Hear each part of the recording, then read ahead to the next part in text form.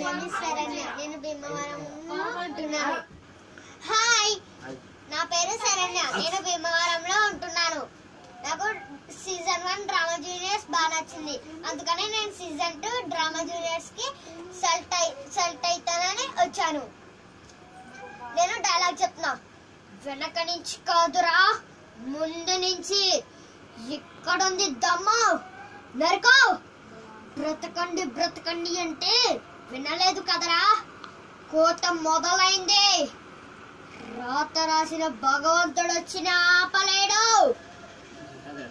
నాది కాదని కొడితేనే ఇలా ఉంటే, ఒక్కసారి ఊరు నాది, జనం నా వాళ్ళు, వాళ్ళ సమస్య నాది, వంశం నాది అని కొడితే పోదే నీ అబ్బ 10 తరాలైన నీ వంశంలో మగ బిడ్డ పుట్టడానికి